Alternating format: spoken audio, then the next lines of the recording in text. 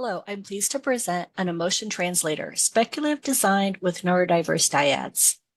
This work is a collaboration between myself and Jaime Snyder at the University of Washington. Our work explores affective computing imaginaries. Affective computing is responsive technology that supports emotional awareness. Systems can model emotional awareness in many ways, from automated detection and labeling of emotions to interactive conversation agents that use machine learning to generate emotionally aware responses to human language queries. Socio-technical imaginaries are imagined futures that deepen mutual understanding of emotional experiences through technology. Our work in particular examines the imagined futures of neurodiverse conversation partners. We focus on complex communication dynamics of neurodiverse dyads, which are people who have different neurotypes, in our case, autistic adults and their non-autistic conversation partners.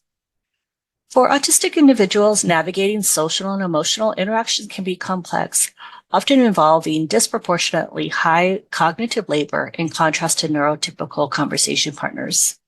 Autistic people have described experiencing emotional disconnects, especially with neurotypical convergence.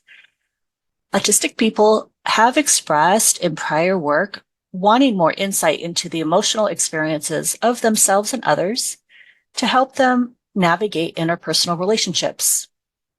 When asked about what superpower-like tools would they imagine having that could help with their interpersonal relationships, autistic individuals said things like they would like to swap emotions with their conversation partner, read the minds of others to know their emotions, and regulate their own emotions.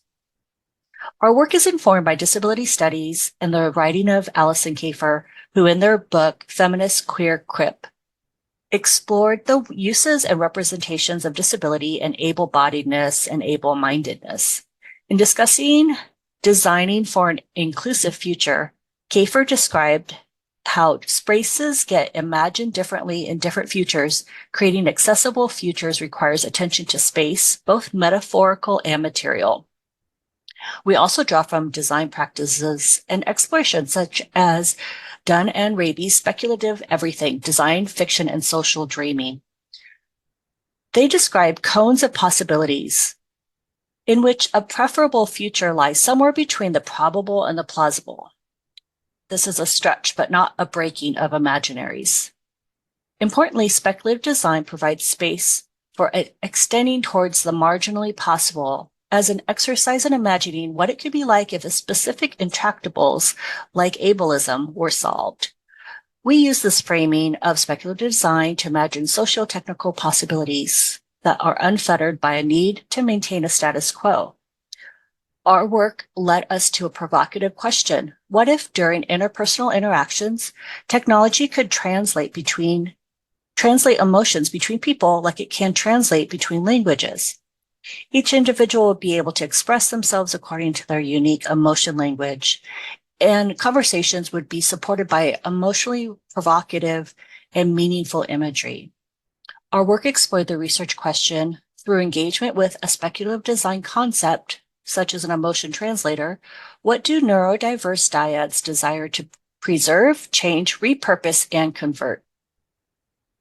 To explore this research question, we recruited 7 autistic adults aged 18 to 32 years old who invited trusted conversation partners, including family, romantic partners, friends, and community members.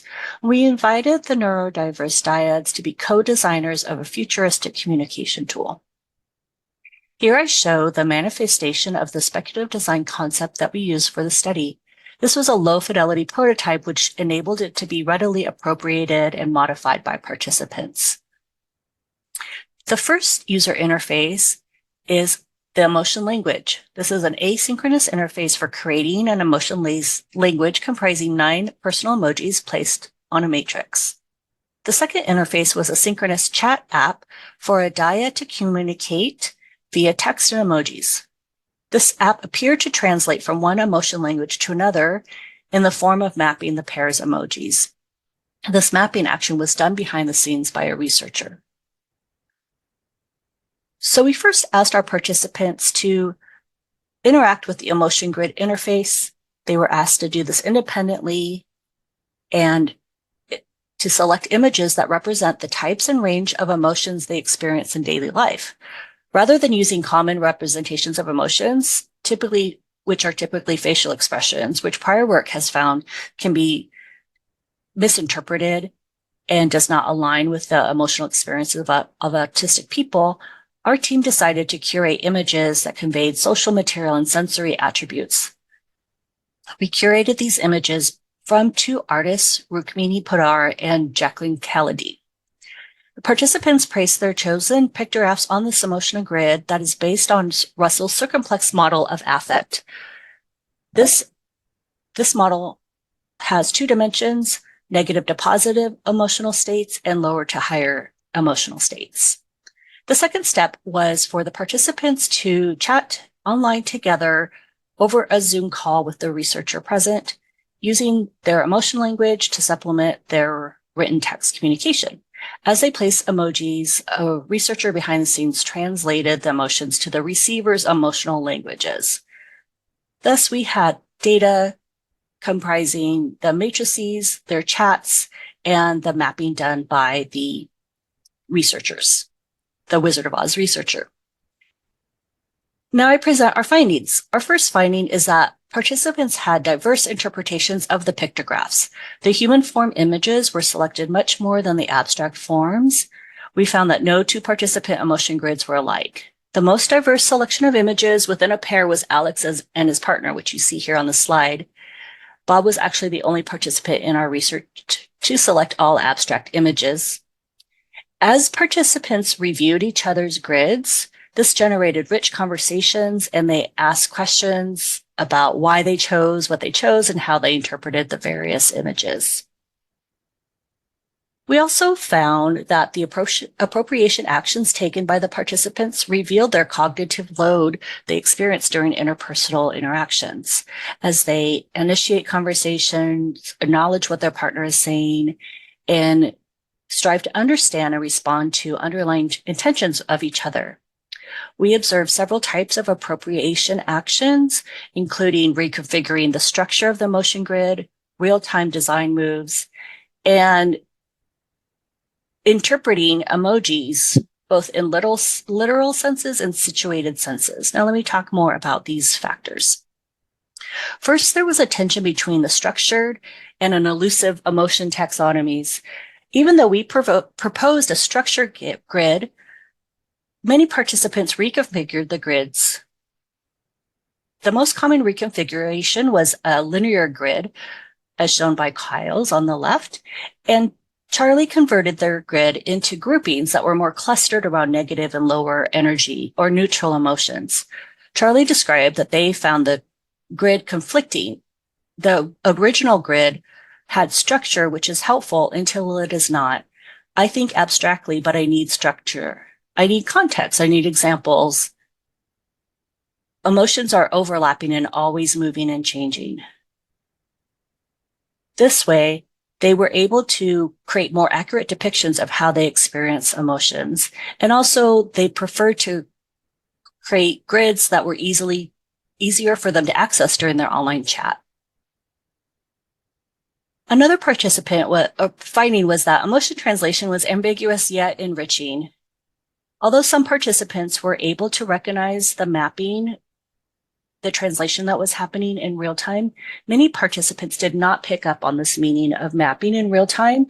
They said they were focused on typing, they had too much to think about, they were thinking about their emotions. We also found that people reinterpreted images in situ. So while they might have selected an image for one reason during their asynchronous work, during the chat, the images took on new meaning depending on the context of the conversation. We also found that people had different interpretations of novel emojis that they were not familiar with. This led to a potential for misunderstanding, but they also spontaneously shared with each other their interpretations and the meanings of the pictographs that they chose. Here's an example chat exchange and an example of a real-time design move of a participant. In this exchange, Alex is messaging about being able to play with his symphony during COVID. He wanted to choose 2 images because part of his feeling was that he was glad that they were playing in a certain city, but he was also sad that his home state is still closed due to COVID. As he placed 2 images down, he said, just like someone asked for vanilla bean and French vanilla ice cream, I can feel 2 emotions. The Wizard of Oz researcher was able to easily adapt to this and map to 2 emojis, even though we were not planning this ahead of time. So this is an example of how real-time appropriation happened by our participants. Overall, participants were intrigued but cautious about a system that categorizes and presents emotions during communication as manifested by our prototype. Alex said our system, he's referring to his grids, are totally different, but accomplishes the same thing. It's almost like depending on the situation, which system will work. We also people found that this type of solution could be beneficial not for just people with autism, as Laurel's mom said, but it also could be helpful when people are co-located, not necessarily just online. And it could be helpful for a large group of people that they aren't familiar with to ease social friction. So in reflecting on our work within the broader field of affective computing and communication systems, our work suggests that affective computing and conversation technology can scaffold the dyad in sense-making about their interactions more holistically. The desired outcome is a scaffold process between the dyad that helps build mutual understanding. The desired outcome is not a predetermined set of emojis or text descriptions, which are too limiting. More specifically, we propose that these systems do 3 things. First, provide ways for users to curate emotion-related system artifacts. Second, they treat personal emotion-related artifacts as resources for users to enhance their emotional understanding. And third, they allow users to reconfigure, resist, and eliminate emotion-related features. In this way, users are able to opt in and provide consent, which is very crucial for the user experience of inclusive affective computing and communication systems. Thus, the default configuration mode of a system should not require AI-powered features that the users may not want to use in that particular context.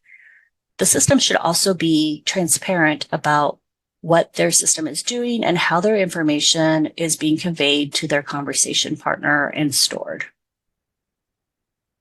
Last, we reflect on conducting speculative design with autistic adults. This form of participatory design brought the perspective of autistic adults into the design process and gave power to this community. This helped our work to counter assumptions and implicit bias about the community and shift power dynamics to our research participants. We noted that there is a tension when designing research for futuristic speculative design that is very abstract and draws upon participants' creativity and imagination. These actions need to be balanced with the need in research with neurodiverse participants to provide concrete instructions, clear scaffolding, and a variety of ways to engage. So in conclusion, our study revealed ways that neurodiverse dyads interpret emotion languages fluidly based on conversational context. Although wary of technology that purports understanding emotions, our participants perceive value in using technology as tools for inquiring into emotional experiences. Our work suggests ways that affective computing should account for non-normative and co-constructed emotional experiences. Finally, on a methodological note, by exploring affective computing imaginaries, we learn more about the preferred direction of technologies for neurodiverse dyads. Thank you.